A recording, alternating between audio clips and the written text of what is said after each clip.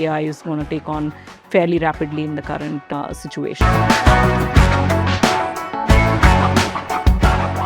GCCs have moved from headcount planning towards capability planning.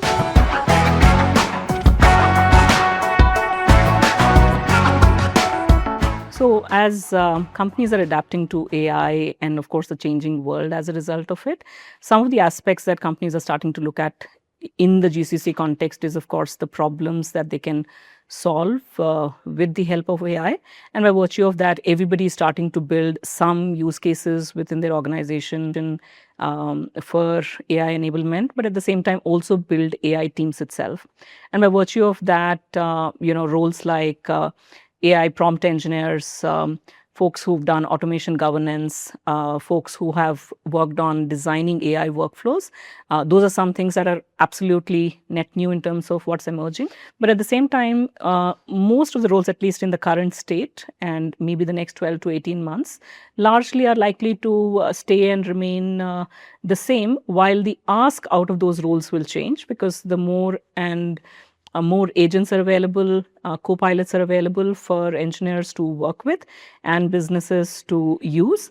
The context of some of these roles will change. So the role titles will remain the same, but what constitutes that role profile, that will see a change. Maybe 50% of the components which are strategic decision-making in nature will stay, but much of the tactical activities are what the AI is going to take on fairly rapidly in the current situation.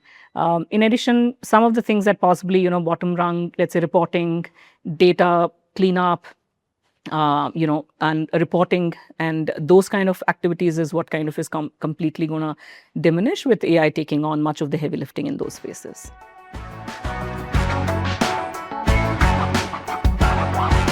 GCCs have moved from headcount planning towards capability planning.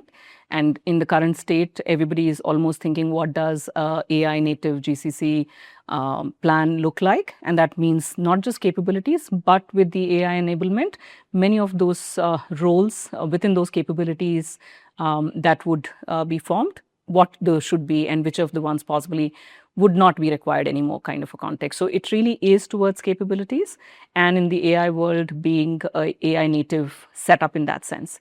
Also, the movement towards skill-based hiring has happened quite some time back with core capabilities being more the center stage as far as GCCs are concerned. And to that extent, I think a lot of traditional hiring norms back in the day, which are job title led and just standard job description led, we moved on from there. A lot of hiring right now is skill based. What capabilities need to be in the room? What are the company adopting as their tech stack, building for future, and talent that can cater to it. So it's no more only current state fit. It's also to look at what is the potential of this talent as far as their learning trajectory is concerned, especially when companies are competing with product organizations, or GCCs are competing with product organizations in many of these areas.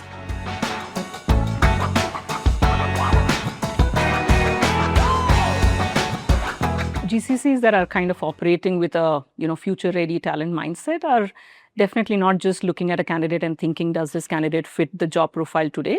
They're really assessing it to see that, is this person going to be able to do what we would possibly need as skills 3 years down the line? Because a lot of time what you're hiring for today is not necessarily what you will need in 3 years' time. So it's really important that the future-ready mindset kind of incorporates back the talent that is getting hired today. In companies that are kind of working towards this with a lot of intention, there are a few things that kind of differentiates them. The first and foremost, of course, is learning. So learning is just not X hours of learning in a year that one is completed. But it's a core intrinsic intended, always on, AI assisted, and core to the way work gets done. And so it's just not basically annual plans, but it actually is a core principle as far as learning is concerned. The second aspect also is leaders within these organizations. They are expected to be people developers, not just delivery managers who are producing output. So there's that cultural shift itself that leaders are expected to build strong teams and people development to be able to kind of cater to that future-ready workforce. The additional aspect is, companies who are working towards future-ready talent are also folks that have a talent brand. They just don't have an employer brand. So, good talent is looking at them because of their growth story and the potential for their development, rather than just overall job to offer and compensation aspects. And a lot of firms that are still kind of stuck in the old ways of doing things, which is largely headcount led, will have, of course, struggle both to attract talent as well as, more importantly, to retain talent, because talent today wants to be associated with organizations where they are part of a growth story, where they are invested in as far as learning is concerned, and are also building towards future, especially because what back in the day was taking 3 to 5 years in technology as a shift is now a 12 to 18 months or even sharper than that change, especially given the context of AI.